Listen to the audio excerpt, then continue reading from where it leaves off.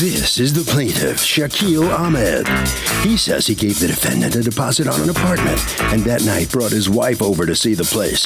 Unfortunately, his wife hated it, refused to live there, and the defendant won't give him his money back. Since he never moved into the place, he feels he should get his $1,455 returned and is suing for exactly that.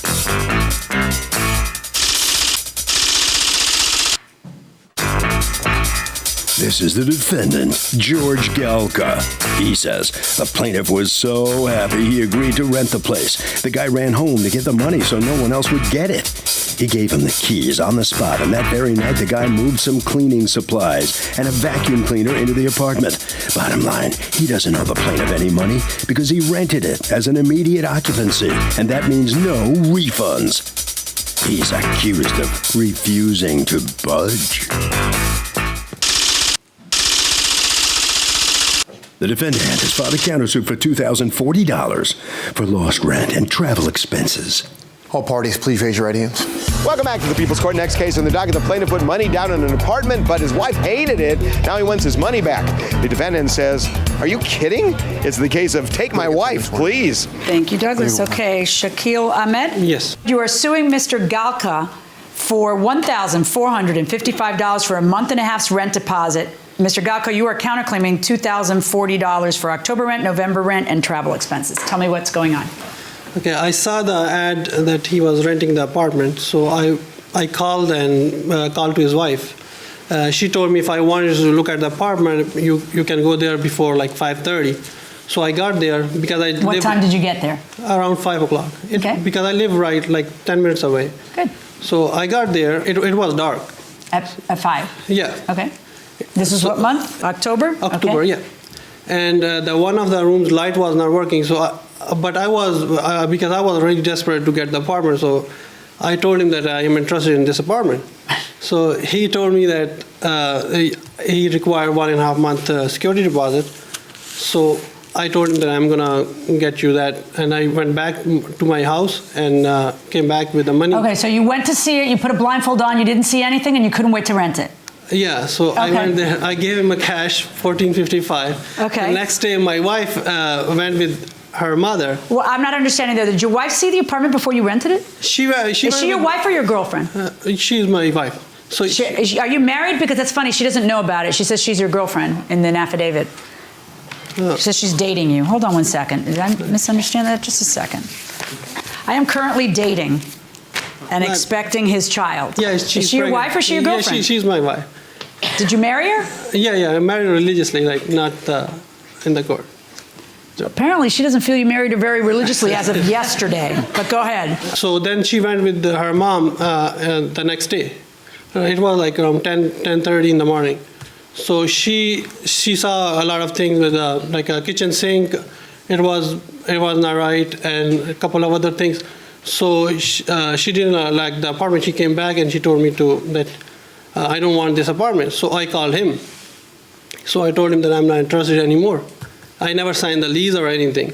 So I asked him for the money, and so he said, no, you have to go to the court because I'm not giving you your money. So I called the police and. Okay, what day did you give him the deposit? It was October 10th, Thursday. Did he give you a key that night?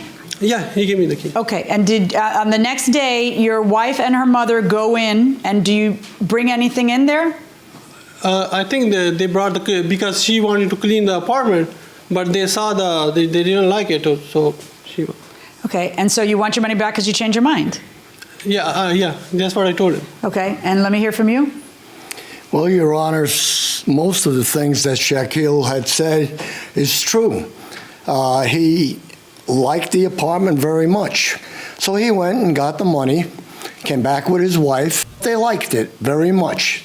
The following day is when the mother-in-law came. I think that's where the factor came in, right then and there. So then he called me up and he wanted his money back. What reasons did he give you? No unknown reason. But what did he say? He said something. I want my money back. We've changed our mind. What did he say? I want my money back. My mother-in-law and wife don't like it. He called numerous times.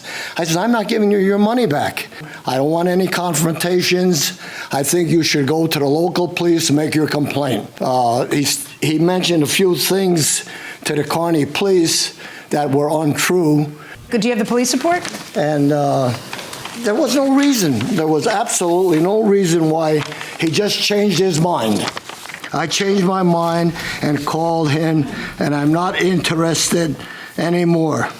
Okay, so he gives you the deposit on October, what day? October 10th. Your Honor. Is that accurate, October 10th? We're using the word deposit. It doesn't matter what I use. It doesn't matter. Don't get hung up on it. So he puts the money down. His wife hates the apartment. Does he get his security back? I would say yes. It's just his word against his. He never signed the contract, so why not? Guy gave him the key. The landlord gave him the key. I mean, if his wife hates it, he needs to help that guy out. Okay, maybe a nice thing to do. Does he have to? What was the question again? We'll let the judge answer that one, going inside the courtroom. He gives you the deposit October 10th, and then on the 11th, he says, whoops, we changed our minds with the helpful hand of my mother-in-law. All right. And then were you able to re-rent it? No, Your Honor. Not yet? It's still empty. It's still empty. Still empty. I can't hear you shouting from a chair, ma'am. If you want to testify, I'm happy to hear you. Can you please stand up and come to the microphone? Your Honor, till this day, he's never returned the keys. He still has our keys. I went there, but he didn't want to meet. Do you have the keys with you? Yeah. He didn't want to meet. Yeah, give me the keys. Here's the problem that we're having, Mr. Ahmed. I understand your frustration because you didn't move in. Yeah. I understand your frustration because you didn't sign a lease. But what you don't understand is that what you had is a verbal agreement. And if there's no signed lease, by operation of law, what we have is called a month-to-month tenancy. And when you give the money and someone gives you the keys, it means you have a deal. You know, you get to change your mind, but when you change your mind, it might cost you. It's not going to cost the other guy. So if she's unhappy, you don't want an unhappy wife. Happy wife, happy life. Oh, by the way, and marry her because she thinks you're not married, okay? But there's a problem, and the problem is you entered into a contract.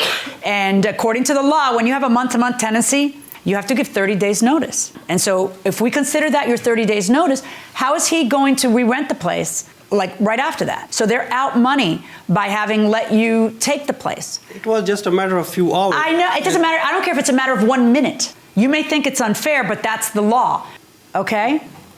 Now, why is it you didn't want to meet him in person?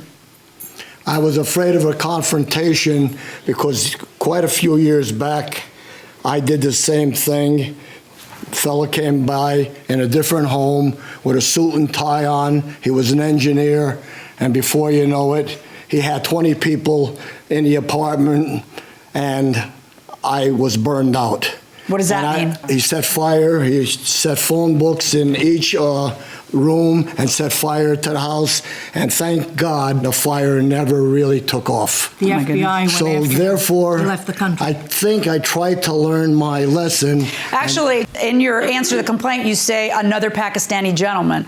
So I don't know whether you think this is something that's particularly Pakistani. The only thing that I was concerned is because in today's life, when you're watching television, you don't know who you're speaking to. Regardless of where they're from. Regardless. Okay. Look, Mr. Ahmed, I feel bad for you because you're expecting a baby. Did you have the baby? No, you're expecting the baby, and I wish you well. But the law is the law for everybody, and that's the law. You don't get to have that money back because you had a deal and you broke the deal. And the only suggestion I can give you is in the future, don't go look at an apartment in the dark with no electricity and a blindfold on. Look at an apartment during the day. In fact, my advice to you is bring your mother-in-law when you look at the next apartment, because if it passes the mother-in-law to, and I mean that only slightly facetiously, because, you know, she's picky. So if it passes her test, it's probably going to pass, you know, the test of time for you, but you can't get your money back under these circumstances. Now, what is your counterclaim against him for? Because if you have by operation of law month to month, all he's got to do is give you 30 days notice, and he did. What are you keeping the other half month's rent for? The rent is $970, right? Yeah. Why would you be entitled to keep anything more than $970? I thought that because of the November is not rented Yeah, yet. November's not rented, but you also don't have a lease. You have a month to And month. travel expense, that's it. You don't get travel expense. You get exactly what the law says, which is 1 month's rent. The amount he gave you was a month and a half, not Yes, 2 months, yes. right? Okay. So the $970 for the month of October remains in the defendant's hands. And as for the other half of that, I find that you do not have a right to keep that. And so $485 judgment for the plaintiff. Good luck, folks. Thank you. Well, the plaintiff loses, but he does get to keep that extra half month that you left with them for security. So come in here. You understand the ruling and the month-to-month Yeah, I implication understand. here? Yeah. You realize that once you said okay to them, you had a verbal agreement for a month-to-month contract. I didn't Rent. like it, but it's Yeah, okay. All right, so step on in here, okay, and what about yours here? Come over here, stand next to him. You satisfied how this comes out? I'm pretty much satisfied. I expected the entire amount. However, the law is the law, and I'm Yeah. lucky it went the way it did. And like I Yeah, said, you had no entitlement to that extra half month. so That we can understand. I did my homework, and I thought everything turned out pretty much the way it should have. Harvey? You know, everybody thinks there are just good reasons to break a contract and you can get your money back and everything else. The fact is, when you make a deal, and it can be an oral deal in many cases, when you make a deal, you can't simply say, oh, you know what, I changed my mind, so I really don't want to go through with it anymore. Once you make the deal, you are stuck.